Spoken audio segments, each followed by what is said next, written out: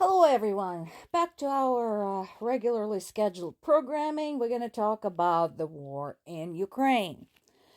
Multiple news sources picked up this particular story that Putin had indicated that he might be interested in a ceasefire. Now, I would like to point out the bits that I highlighted over there, that he still wants to declare victory and that his goals are the demilitarization and denazification of Ukraine. Let's break that down. First of all, he invaded Ukraine. He doesn't belong there. Nobody invited him. Nobody asked him to do anything in Ukraine. Even if Ukraine was a Nazi regime, which it's not, but the Russian media and Russian government continue pushing that story. It is not Russia's business. Ukraine is a sovereign country and can run its own affairs. So, second, you realize how ambiguous those goals are? It literally means anything. It's whatever he decides. So, as far as Putin is concerned, there could be like no people left in Ukraine, and then he will consider it completely demilitarized and denazified. So the fact that he indicated that maybe he will agree to a ceasefire is nothing.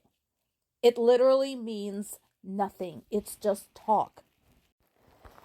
And in case you needed more reasons why nobody should ever agree to what Putin is suggesting, this. And this.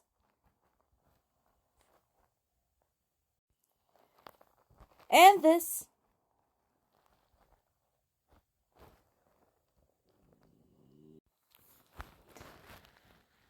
As per usual, Putin continues pummeling Ukrainian cities, razing some of them to the ground, turning some of them into rubble. And incidentally, unlike in the Israeli-Palestinian conflict, the claims that Putin is making that those buildings that he targeted, schools, hospitals, maternity wards, etc., that they were shields for Ukrainian army or NATO, those claims are not actually true. Ukrainian people don't do that. They don't use their own civilian structures and their own civilians as human shields. Ukrainian army fights at the front. They're defending their people. They don't use them for that.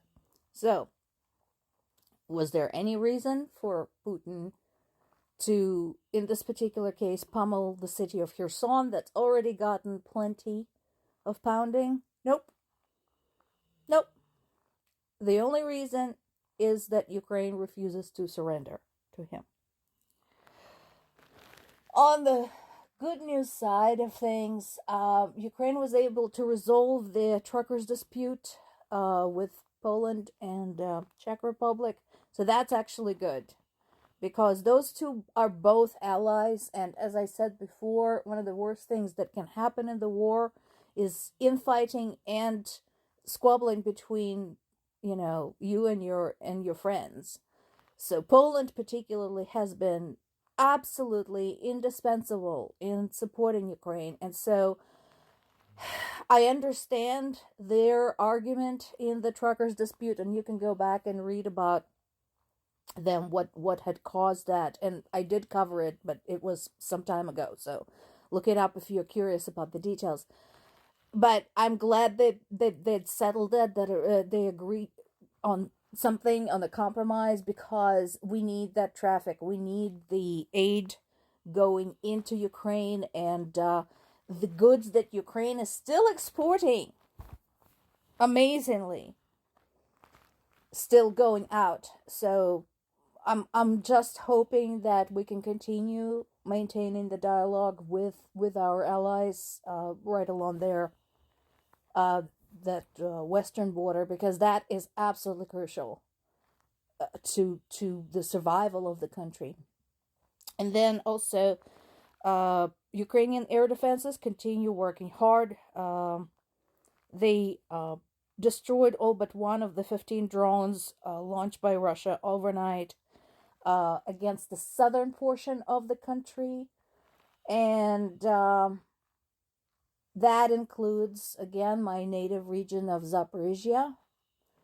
So my parents probably had a very uneasy night. This is the first time Ukraine will actually celebrate Christmas on the 25th. We used to celebrate the Orthodox Christmas on January 7th. This is what I did growing up. So in a split from the Russian Orthodox Church, Ukrainian Orthodox Christians are celebrating Christmas tomorrow with the rest of the Western world. Despite everything that's happened to them, despite the war, despite the pounding, despite the shelling, they are still celebrating. A thing or two to learn from people of Ukraine.